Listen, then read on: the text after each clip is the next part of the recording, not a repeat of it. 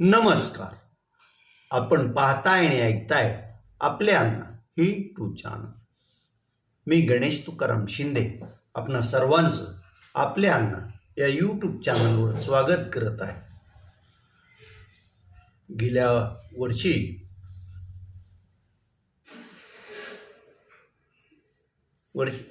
वर्षभरापासून पण तुळजापूर येथील ड्रग रॅकेटची चर्चा सुरू आहे.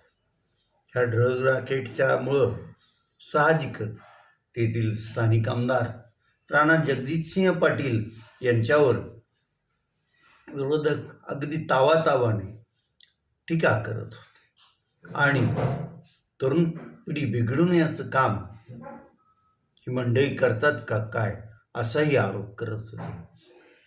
त्या आरोप करणाऱ्यांचं पण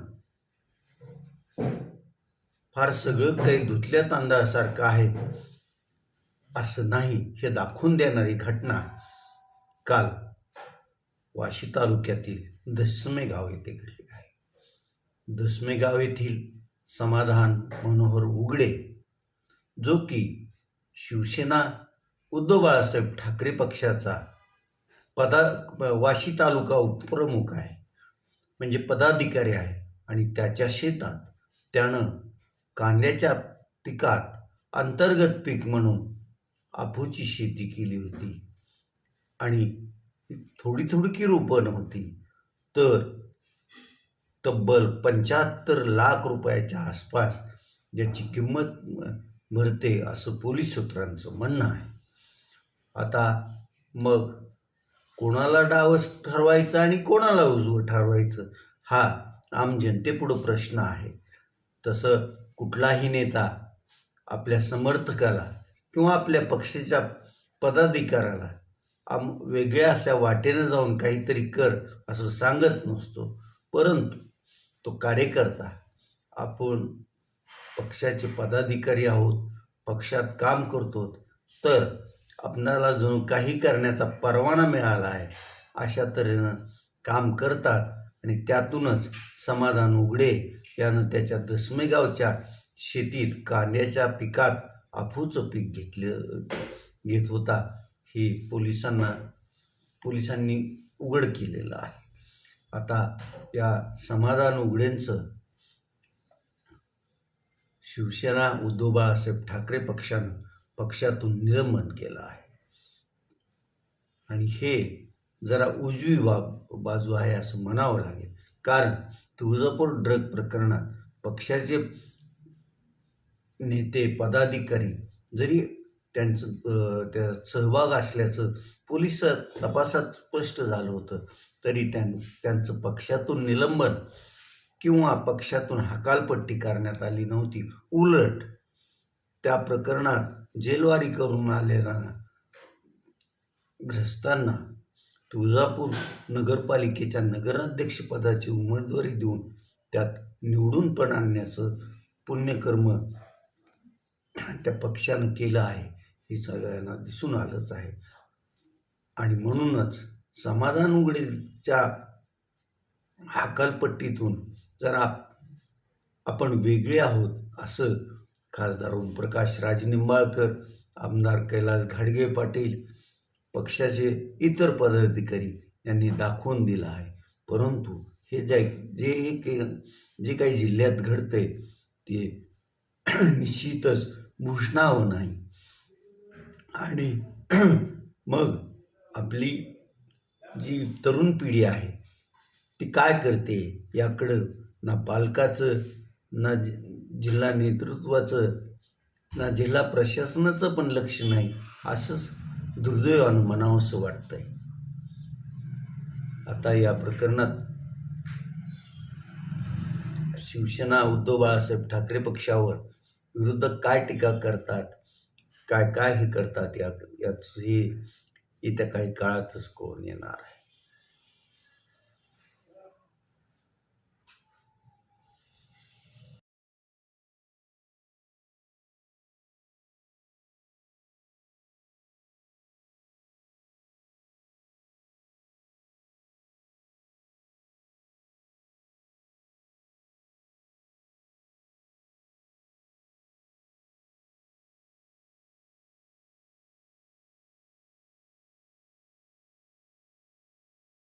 धाराशिव शहरातील मध्यवर्ती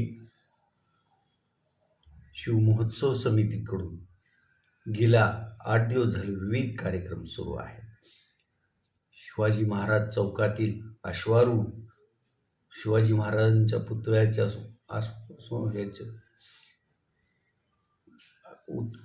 नयनरम्य अशी रोषणाई करण्यात आली आहे. AI तंत्रज्ञानाचा पण उपयोग केला आहे. यावर्षीच्या मध्यवर्ती शिवजयंती महोत्सव समितीची थीम ही शिवशंभो असल्यामुळं तिथं शिवशंकराची प्रतिमा पण पुतळा पण तिथं ठेवण्यात आलेला आहे. मध्यवर्ती शिवजयंती समितीचे अध्यक्ष आकाश मिलिंदराव कोकाटे हे आणि त्यांची टीम सर्व कार्यक्रम यशस्वी व्हावे यासाठी प्रयत्न करताना दिसून येत आहे. काल परवाच जयंती महोत्सव समितीतर्फे लोककला आणि फोक डान्स याचा पण कार्यक्रम झाला आणि ह्या कार्यक्रमालाही शहरवासियांनी उत्स्फूर्त प्रतिसाद दिला होता.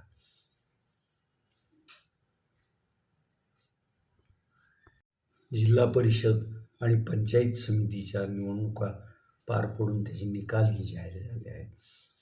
परंडा या पंचायत समितीत 10 पैकी 6 पंचायत समिती सदस्य हे आमदार डॉक्टर तानाजीराव सावंत यांचे समर्थक निवडून आलेले आहेत. म्हणून साहजिकच त्यांच्याच समर्थकातील कोणीतरी सभापती होणार हे निश्चित आहे. परंडाचं सभापतीपद सर्वसाधारण महिलेसाठी राखीव असून या परंडा तालुका पंचायत समितीच्या ह्याच्यातून विजय झालेल्या सो जाधव यांच्या गळ्यात सभापतीची माळ पडेल हे निश्चितच आहे. कारण सो जाधव यांचे पती जाधव हे तानाजी सावंतांचे कट्टर समर्थक म्हणून ओळखले जातात आणि सावंतांची सर्व जबाबदारी त्यांच्यावरच असते. त्यामुळं त्याच सभापती होतील असं दिसतं. तर दुसरीकडं उमरगा पंचायत समितीचं सभापतीपद हे अनुसूचित जातीसाठी राखीव आहे. सभापतीपद आपल्याच पक्षाला मिळावं, आपल्याच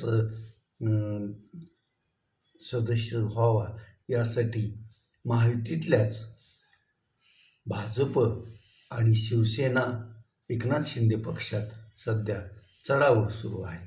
तसं पाहिलं तर 18 सदस्य असलेल्या या पंचायत समितीच्या ह्याच्यात जवळपास 7 पंचायत समिती सदस्य हे भाजपचे आहेत.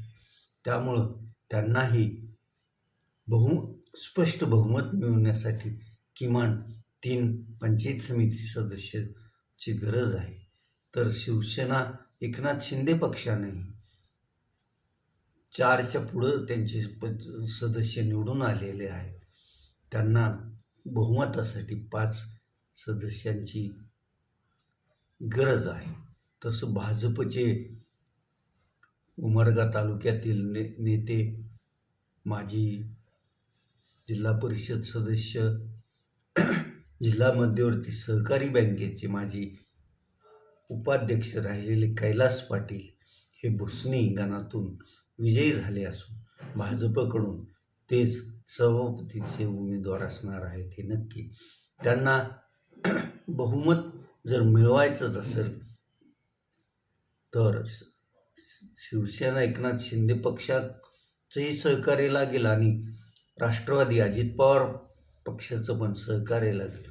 त्यात कैलास शिंदे यांचे सुपुत्र माजी जिल्हा परिषद सभापती दिग्विजय शिंदे हे राष्ट्रवादी अजित पवार पक्षात आहे. त्यातच राष्ट्रवादी अजित पवार पक्षाचे राज्य उपाध्यक्ष असलेले माजी जिल्हा मध्यवर्ती सहकारी बँकेचे अध्यक्ष सुरेश बिराजदार आणि कैलास शिंदे यांचं शक्य आहे.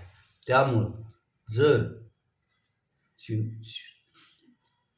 शिवसेना एकनाथ शिंदे पक्ष काही सतत दबाव आणत असेल तर इथं महायुतीतून शिवसेना एकनाथ शिंदे पक्षाला बाजूला ठेवून भाजप आणि राष्ट्रवादी एकत्र येऊन कैलास शिंदे हे सभापती होतील आणि मग माजी आमदार ज्ञानराज चौगुले यांच्या कन्या आकांक्षा चौगुले यांच्या आकांक्षा सभापतीपद पहिल्याच वेळी मिळवण्याच्या आकांक्षा पूर्ण होणार नाही. असं तर आपण इथंच थांबू. तुम्ही आपल्या अण्णा यूट्यूब चॅनल सबस्क्राईब करा, लाईक करा आणि कमेंट्स पण नोंदवा. धन्यवाद.